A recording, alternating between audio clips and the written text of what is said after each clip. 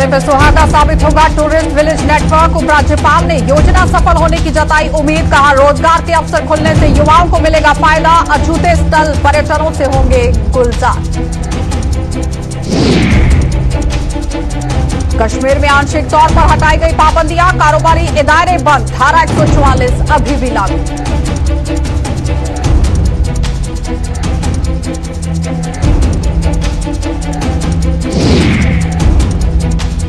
और बिश्नाह के कोठी गांव में बिजली विभाग की लापरवाही से 1 महीने में गई दूसरी जान। फिर करंट लगने से एक शख्स ने गंवाई जान। लोगों ने प्रदर्शन कर सुनवाई न करने का लगाया आरोप।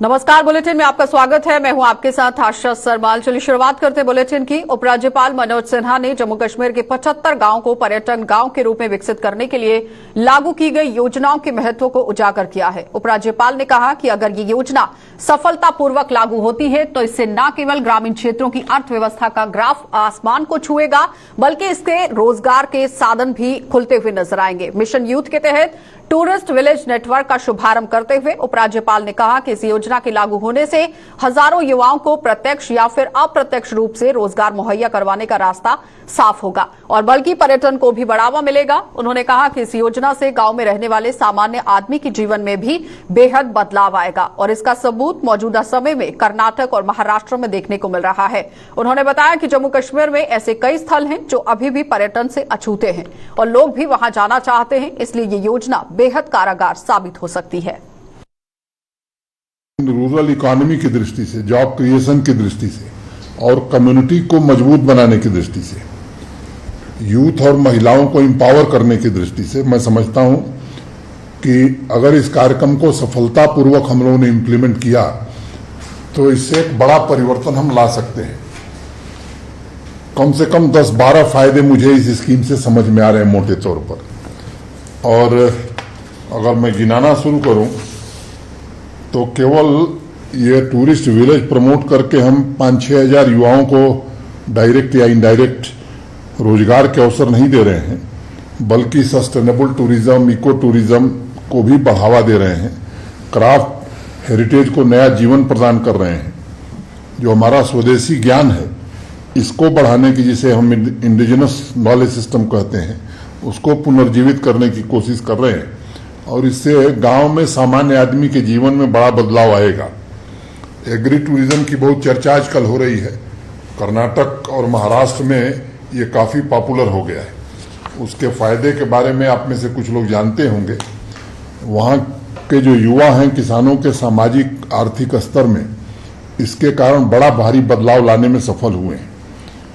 अब एडवेंचर टूरिज्म का भी एक बड़ा माध्यम हो सकता है, एक था। और यहाँ भी ऐसे स्थानों पर लोग अब जाना चाहते हैं जिनका नाम हम में से कोई नहीं जानता है। तो मुझे लगता है कि इसकी असीम संभावनाएं हैं और एक पूरा रूरल टूरिज्म का सर्किट जम्मू कश्मीर में हम इसके माध्यम से बना सकते हैं। जिस प्रकार से जम्मू कश्मीर में टूरिस्ट इन्फ्लक्स आ रहा है, अगर आप आंकड़े देखें तो मुझे लगता है कि जुलाई महीने में 10.5 लाख, अगस्त महीने में 11,20,000 से ज्यादा लोग आए। तो इस प्रयास से मैं मानता हूं कि जो टॉप 10 टूरिस्ट विलेजेज हैं उनमें कम से कम 2-3 तो इस साल, 1 साल के बाद जम्मू कश्मीर से ही होंगे, अगर इस स्कीम को हमने ठीक से प्रमोट किया। अलगाववादी नेता सैयद अली शाह गिलानी के निधन के बाद कश्मीर में अलगाववादी सियासत का एक युग खत्म होने पर लागू की गई पाबंदियां आंशिक तौर पर हटा ली गई हैं और पिछले 2 दिनों से श्रीनगर सहित कश्मीर के विभिन्न जिलों में जहां सुरक्षा व्यवस्था बढ़ाने के साथ साथ धारा 144 भी नाफिज कर दी गई थी, वहीं कहीं भी कोई अप्रिय घटना न हो, उसके कारण आज पाबंदियों में कुछ हद तक ढील भी दी गई, क्योंकि ऐसी कोई भी घटना देखने को नहीं मिली है। कश्मीर में कारोबारी इदारे भले ही बंद रहे, लेकिन यातायात सुचारू रूप से शुरू हो गया है। हालांकि धारा 144 से फिलहाल कोई समझौता नहीं किया जा रहा, ताकि कहीं भी लोगों की भीड़ इकट्ठी ना होने पाए। और दूसरी ओर यहां वॉइस कॉलिंग के साथ साथ इंटरनेट सेवाएं भी दोबारा से शुरू कर दी गई हैं, लेकिन मोबाइल इंटरनेट अभी भी यहां पाबंद उन पर लगाई गई है। कहने का तात्पर्य यह है कि इंटरनेट फैसिलिटी अभी तक नहीं दी गई है, जिसे शुरू करने के लिए जल्द ही फैसला लिया जाएगा।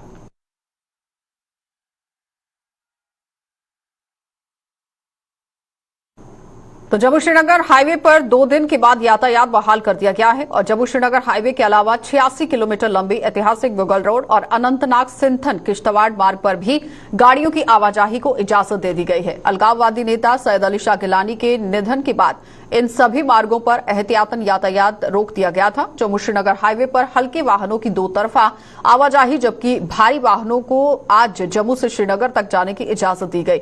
दूसरी ओर मुगल रोड पर भी हल्के वाहनों को 2 तरफा आवाजाही की इजाजत दी गई जबकि भारी वाहनों को शोपिया से पुंछ तक आने की ही अनुमति दी गई।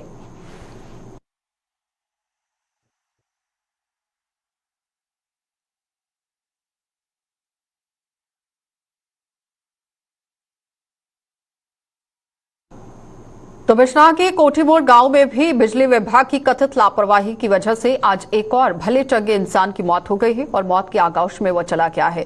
इस गांव में लोगों के घरों के नजदीक से होकर गुजर रही सालों पुरानी बिजली की तारें लगातार जानलेवा साबित हो रही हैं, जिनकी चपेट में आने से करंट लगकर आज एक शख्स की मौत हो गई है। और बिजली विभाग पर लापरवाही का आरोप लगाते हुए स्थानीय लोगों ने भी जोरदार प्रदर्शन किया। मृतक की पहचान 50 वर्षीय नरेश कुमार पुत्र हरबंस लाल के रूप में की गई, जो मूल रूप से पंजाब का रहने वाला था और यहां शादी ब्याहों में बजने वाले बैंड का कारोबार करता था। नरेश कुमार आज अपनी कारोबारी दायरे के बाहर लगे हुए बैनर को दुरुस्त कर रहा था कि अचानक इन तारों की चपेट में आ गया और अस्पताल पहुंचाने से पहले ही यहां डॉक्टर ने उसे मृत घोषित कर दिया। और प्रदर्शन करने वाले लोगों के मुताबिक पिछले महीने भी इन्हीं तारों की चपेट में आने से एक व्यक्ति की मौत हो गई थी, लेकिन इसके बावजूद भी बिजली विभाग ने इन तारों को लेकर कोई काम नहीं किया। फैमिली पूरी उपर रही है तो बच्चे उपर रहे उपर देखो तार पूरी जी उपर एक्सपायर हुई थी तो इनका कोई वो नहीं है। पहले भी पिछले महीने भी एक बंदा जोड़ा खत्म हो चुका तो इस बार भी हूँ देखो 3 घंटे पहले एक हादसा हूँ और होया तो ये वास्ते बिजली डिपार्टमेंट जो कोई काम नहीं करा रही है। पहले भी सारे सरपंच साहब होर ने कार्रवाई पहले की पर ये अलावा कोई इन्होंने काम नहीं किया तो सारा इो काम है कि ये काम जो जल्दी जल्दी किया जाए। कठुआ में एक होटल से आज एक व्यक्ति का संदिग्ध परिस्थितियों में शव मिलने से वहां पर सनसनी फैल गई। मृतक की पहचान 35 वर्षीय जितेंद्र कुमार पुत्र हरबंस लाल निवासी वार्ड नंबर 7 कठुआ के रूप में की गई। होटल के रिकॉर्ड के मुताबिक शुक्रवार रात 8:30 बजे के करीब इस होटल में कमरा लिया गया था और आज सुबह जब काफी समय तक की बाहर नहीं निकला तो होटल कर्मियों ने शक होने पर कमरा खुलवाया और भीतर वो मृत हालत में पड़ा हुआ था। इसकी सूचना पुलिस को दी गई और एफएसएल टीम ने भी यहां मौके पर पहुंचकर कार्यवाही शुरू कर दी है। जांच कर शव को पोस्टमार्टम के लिए अस्पताल पहुंचाया है।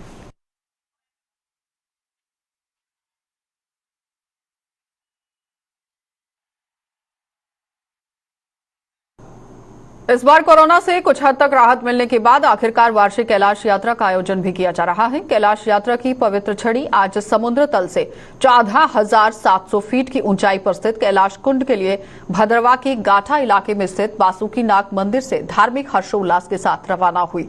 पवित्र छड़ी नलठी के हयान इलाके में रात्रि विश्राम के बाद कल यानी रविवार को कैलाश कुंड पहुंचेगी, जहां श्रद्धालु आस्था की डुबकी लगाकर सदियों से चली आ रही तमाम धार्मिक परंपराएं निभाकर सोमवार को वहां से वापस लौट आएंगे। भद्रवाह से पवित्र छड़ी को यहां कड़ी सुरक्षा के बीच कैलाश कुंड के लिए रवाना किया गया है, जिसमें डोडा के साथ साथ कुछ अन्य इलाकों के श्रद्धालु भी भाग ले रहे हैं। कैलाश यात्रा के शुभ अवसर पर सभी को मेरी तरफ से बधाई एवं शुभकामनाएं। ये एक ऐतिहासिक यात्रा है जो श्रावण और भादो महीने में निकलती है और अमावस्या के अवसर पर जो है कैलाश कुंड में पहुंचती है, जहां हजारों लोग जो है पवित्र झील में स्नान करके जो है वासुकीनाग जी के दर्शन प्राप्त करते हैं। आज यहाँ से यात्रा निकलेगी और रात को हयन में विश्राम करेगी। वहाँ सारी रात जगराता होता रहेगा। कल सवेरे वहाँ से निकल के पवित्र जो कुंड है कैलाश कुंड, वहाँ ये यात्रा पहुँचेंगी।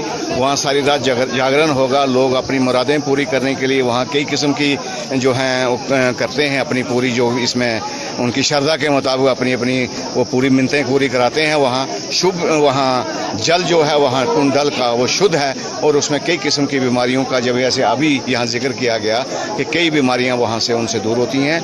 ये श्रद्धा के साथ जाती है। विश्राम करने के बाद ये परसों सोमवार को यात्रा जो है वहाँ से वापस आएगी। यात्रा यहाँ से जा रही है और पूरे शांतिपूर्वक पूरे अच्छे माहौल में यहाँ से यात्रा निकाली जा रही है।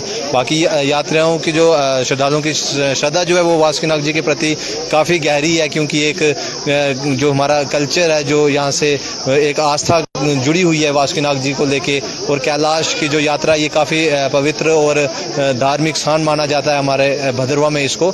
तो आज लोग इधर दर्शन करने जा रहे हैं, जो कि 3 दिन तक यात्रा रहेगी।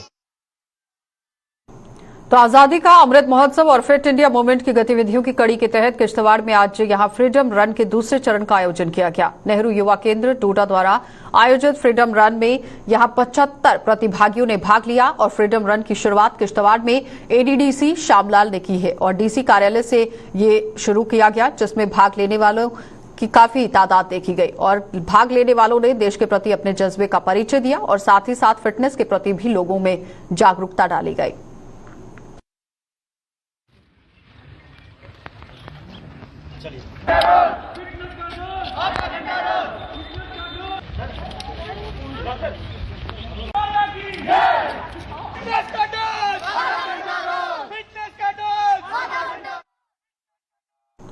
डोडा कस्बे के बीचों बीच बने ऑटो स्टैंड की दुर्दशा। ऑटो चालक अपने परिवार का पेट भरने वालों के लिए भी अब आप देखिए जी का जंजाल बनता हुआ नजर आ रहा है। ऑटो स्टैंड पर उखड़ी हुई सड़क और वहां पर पड़े हुए बड़े बड़े गड्ढे अक्सर यहां पूरी तरह से हादसों को न्योता देते हैं और अक्सर यहां पानी से भी भरे रहते हैं। तो स्थानीय प्रशासन को ये बिल्कुल भी नजर नहीं आ रहा, जिसके चलते रोज कुआं खोदकर रोज पानी पीने वाले ये लोग बेहद आहत हो गए हैं। ऑटो चालकों का कहना है कि रोजाना 20 रुपए अड्डा फीस अदा करने के बावजूद भी सुविधा के नाम पर कोई सुविधा हाथ नहीं लग रही है, सिवाय दुविधाओं के। यहाँ हमारे बस स्टैंड के अंदर जो है खड्डा बहुत बड़ा है बना हुआ है और इसमें जो अक्सर पानी जमा रहता है। धूप में भी पानी रहता है, जब बारिश होती है तो बहुत ज़्यादा पानी, जिसकी वजह से छींटे पड़ती है और सवारियाँ आने में भी जो है गुरेज करते हैं कि भाई हमारे कपड़े खराब हो रहे हैं, हम कैसे स्टैंड के अंदर आए। और हम जो है रोजाना का टोन वालों के लिए जो है 20 रुपये दिन का भरते हैं, उसके बावजूद भी हमें जो ये दिक्कत का सामना करना पड़ता है। सर 4-5 साल से ऑटो चला रहे हैं यहाँ पे। ओल्ड बस स्टैंड के अंदर हम दिन का 20 रुपये पर डे का अड्डा देते हैं। आप देख रहे हो कि इतना बड़ा खड्डा है, यहाँ पे सवारी को दिक्कत होती है बैठने में। जो भी गाड़ी तेजी से आती है सवारियों पे छींटे पड़ती है, कभी कभार हम पे भी पड़ती है हम जब खड़े होते हैं। तो हम एडमिनिस्ट्रेशन से ये अपील करते हैं कि इस बस स्टैंड ऑटो स्टैंड की तरफ गौर किया जाए कि यहाँ पे इतना खड्डा है, मेन सिटी है। तो अच्छा कोशिश तो की है हमने, 1-2 बार तो बोला है, तो मगर फिर भी आप ये देख सकते हो कि क्या हालत है यहाँ पे ओल्ड ऑटो स्टैंड की। तो जम्मू शहर को हरा भरा रखने और पर्यावरण संरक्षण में अब जम्मू के लोग भी अपनी भागीदारी निभाने लगे हैं। इसी कड़ी में जम्मू के त्रिकुटा नगर के सेक्टर नंबर 4 के लोगों ने भी जम्मू नगर निगम के साथ मिलकर वहां बने पार्क को गोद ले लिया है। इस पार्क के रखरखाव और इसे हरा भरा रखने में अब स्थानीय लोग जम्मू नगर निगम के साथ मिलकर अपना योगदान दे रहे हैं। खास बात यह है कि इस पार्क में लोगों द्वारा औषधीय पौधे लगाए जा रहे हैं, जिनका जायजा आज निगम की कमिश्नर अवनी लवासा ने लिया।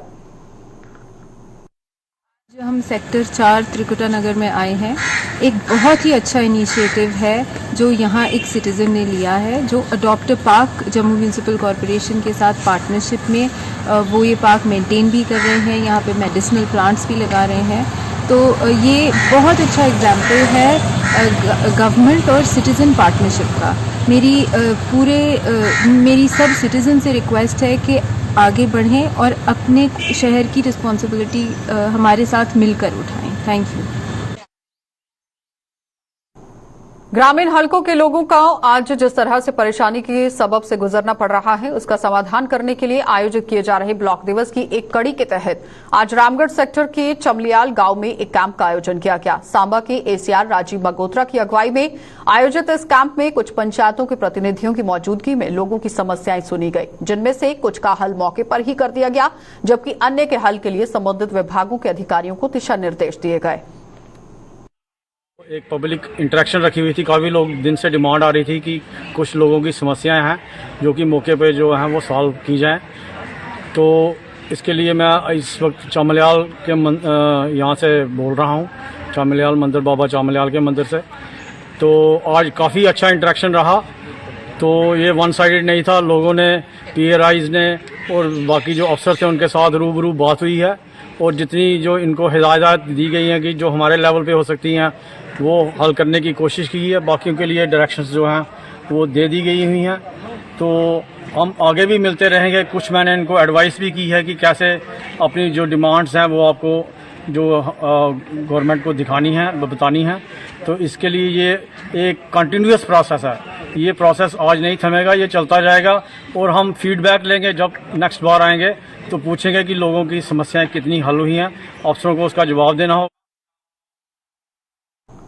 पिछले दिनों जम्मू के कुंजानी बाईपास पर अतिक्रमण के खिलाफ चलाए गए बड़े अभियान के बाद national highway authority of India ने आज शहर की नरवाल इलाके में भी हद से बाहर जाकर सरकारी जमीन कब्जाने वाले लोगों पर करारा यहां शिकंजा कसा है। और national highway authority of India ने यहां पूरी तरह से जो उनका अमला था वो पहुंचा हुआ था और अमले ने जम्मू के एडीसी की अगुवाई में यह अभियान चलाते हुए कई लोगों द्वारा किए गए अतिक्रमण पर पीला पंजा चला दिया और भविष्य में ऐसा करने पर उनके खिलाफ कानूनी कार्रवाई करने की बात कही। एडीसी ने बताया कि ये अभियान अब यहां जोर पकड़ चुका है और सरकारी जमीनों को कब्जा कर और उनका अवैध निर्माण कर अपना हक जताने वालों को बख्शा नहीं जाएगा। जो हमारी न्याबल तहसील, जो हमारी तहसील है बहू, जहाँ से स्टार्ट हुई कटवानी जो है वो तहसील जम्मू साउथ की, उसके बाद तहसील बहू आती है। तहसील बहू का जो एंड है वो बावे लादरा से जो है, उसके बाद तहसील जम्मू आती है। जहाँ तक बहू चलेगी वहाँ तक एंटी इंक्रोचमेंट ड्राइव काफी चलते हैं। कितने दिन की ड्राइव नेशनल हाईवे 44 के लिए जो एंटी इंक्रोचमेंट ड्राइव है चलते रहेंगे। तो केंद्र सरकार पर देश की संपत्ति को बेचने का आरोप लगाने वाली कांग्रेस ने आज सुचेतगढ़ में जोरदार प्रदर्शन किया। पूर्व मंत्री रमन भल्ला ने प्रदर्शन की अगुवाई करते हुए आरोप लगाया कि केंद्र सरकार ने देश की आवाम को गुमराह किया है, जिसकी कांग्रेस पार्टी कड़े शब्दों में निंदा करती है। और भल्ला ने जम्मू कश्मीर का हवाला देते हुए कहा कि यहां से भी रियासत का दर्जा छीनकर केंद्र सरकार ने बेरोजगारी को बढ़ावा देने में कोई कसर नहीं छोड़ी है। उन्होंने कहा कि 70 सांसदों के प्रस्तावित जम्मू कश्मीर के दौरे से भी ये साबित हो गया है कि केंद्र की भाजपा सरकार पूरी तरह से विफल हो चुकी है। मोदी सरकार देश की संपत्ति को बेचने का काम यहाँ पर उसने संभाला है। उसका कड़ा विरोध करते हुए नेशनल वाइड एजुटेशन के माध्यम से आज सुचेतगढ़ में ये रोष प्रदर्शन यहाँ पे था कि जिस तरह से केंद्र में ईगो में फंसी हुई सरकार, वो अहंकार के नशे में डूबी हुई सरकार वो जाग जाए और लोगों के जज्बात को यहाँ पे समझे। जिस ढंग से किसी भी स्टेक होल्डर्स को कॉन्फिडेंस में यहाँ पे नहीं लिया गया और आज के इस दिन पे जिस ढंग से जम्मू कश्मीर में लोग त्राई यहाँ पे कर रहे हैं, महंगाई की मार से कब्र लोगों की टूट गई, गैस सिलेंडर में कीमतों में बढ़ोतरी हो गई, पेट्रोल और डीजल का आंकड़ा कई गुना पार हो गया। और आज भी मैं समझता हूँ जिस ढंग से 70 एमपी को जम्मू कश्मीर में भेजने के लिए काम जो उन्होंने यहाँ पे किया, ये साफ जाहिर होता था कि जम्मू कश्मीर की भाजपा हर फ्रंट पे फेल होकर रह गई। जबकि इनके 3 एमपी थे, एक प्राइम मिनिस्टर हाउस में भी इनका नेतृत्व करने वाला एमपी भी है, तो 7 साल के क्या जानकारी यहाँ पे लेंगे। बेहतर यहाँ पे यही मांग है कि पूरी तौर पे रियासत का दर्जा बहाल यहाँ पे हो, इकनॉमी को बूस्ट करने के लिए जम्मू कश्मीर में कोई कड़े कदम उठाए जाए। तो Jammu Kashmir finance and account society के नवनियुक्त पदाधिकारियों को आज वित्त विभाग के अतिरिक्त मुख्य सचिव अटल डुल्लू ने अपनी शुभकामनाएं दी। सोसाइटी ने चुनावी प्रक्रिया संपन्न होने के बाद आज एक कार्यक्रम का आयोजन कर अटल डुल्लू को विशेष तौर पर आमंत्रित कर उनसे मार्गदर्शन लिया। अटल डुल्लू ने नवनियुक्त पदाधिकारियों को शपथ भी दिलाई और उनसे आउटरीच यहां पर पूरी तरह से काम करने की बात भी कही। अकाउंट कैडर के उत्थान के लिए भी यहां संभव कदम उठाने का आह्वान किया गया। हमने हमारा ओथ होना है और हमने कल अपने वर्दी एडिशनल चीफ सेक्रेटरी फाइनेंस जनाब अटल डुल्लू साहब से गुजारिश की थी कि सर आप तशरीफ़ लाइए, और ही वाज काइंड एनफ, उन्होंने हमारी रिक्वेस्ट को कबूल किया और आज यहाँ हमारा ओथ है। और हमारा जो काम है वो purely welfare of the accounts cadre है, इसमें कोई दूसरा कोई मोटिव नहीं है। ये प्योरली एक अकाउंट सोसाइटी इसीलिए तश्कील दी गई है कि हमारे जो अकाउंट्स के कुछ इश्यूज़ हैं उनको कैसे टिकअप किया जाए in a healthy and fair manner with the government, और that is only our motto to constitute this body, and we will inshallah come up to the expectations of all the members and the accounts and finance team. तो खेल विभाग द्वारा जल्द ही inter school zone level प्रतियोगिता का आयोजन किया जा रहा है और इसके लिए विभाग ने जम्मू जिले के सभी जोन में ट्रायल शुरू कर दिया है। इसी कड़ी में आरसपुरा जोन में भी आज विभिन्न खेल प्रतियोगिताओं के लिए ट्रायल लिए गए, जिनमें से बड़ी संख्या में अंडर 14, अंडर 17 और अंडर 19 आयु वर्ग के बच्चों ने भाग लिया। इस प्रतियोगिता को लेकर बच्चों में भारी उत्साह देखा गया और इन ट्रायल्स में जोन के करीब 210 बच्चे भाग ले रहे हैं। इस अवसर पर district youth services and sports officer Jammu Sukhdev Raj Sharma और कार्यकारी zonal physical education officer Govind Singh भी मौजूद रहे।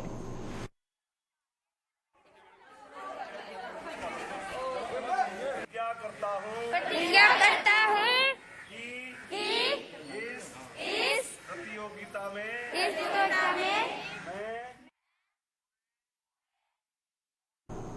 तो कश्मीर घाटी के हिंदू तीर्थ स्थलों को बचाने के लिए यहां टेम्पल्स एंड श्राइन बिल को जल्द पास करने की मांग को लेकर जम्मू में कश्मीरी पंडितों ने आज प्रदर्शन किया। पंडित प्रेमनाथ भट्ट मेमोरियल ट्रस्ट के बैनर तले हुए इस प्रदर्शन के दौरान वक्फ बोर्ड और श्री गुरुद्वारा, जो कि गुरुद्वारा प्रबंधक बोर्ड है, इसकी तर्ज पर टेम्पल्स एंड श्राइन बिल की संसद में भी मंजूरी दिए जाने की मांग की गई। कश्मीरी पंडितों ने उपराज्यपाल से मांग की है कि वे उन्हें भी विश्वास में लेकर कश्मीर के मंदिरों में संरक्षण पर उनके साथ विचार विमर्श करें। निवेदन करते हैं कि उनके लिए एक टेम्पल्स और श्राइन्स बिल लाया जाए, जैसे वक्फ बोर्ड है, जैसे गुरुद्वारा प्रबंधक कमेटी बोर्ड है, उस तरीके से एक बिल लाया जाए संसद में, पार्लियामेंट में, जिसमें कश्मीर के 1400 मंदिर जो कि हमने चिन्हित किए हैं उनकी सुरक्षा हो सके और उनका दोबारा से जीर्णोद्धार हो सके। इसलिए ये हम आज इसीलिए ये प्रोटेस्ट रखा गया है। हम सरकार से और लेफ्टिनेंट गवर्नर साहब से निवेदन करते हैं कि वो कश्मीरी पंडित समाज के जो भी प्रेमनाथ भट्ट मेमोरियल ट्रस्ट के लीडरान हैं उनको बुलाएं और उनके साथ इस विषय में बातचीत करें कि कश्मीर में मंदिरों की सुरक्षा किस प्रकार से की जाए। हमारा तो यही मानना है कि उसके लिए एक बिल शीघ्र से शीघ्र। चलिए, बुलेटिन में फिलहाल इतना ही। देश और दुनिया की खबरों के लिए आप बने रहिए हमारे साथ।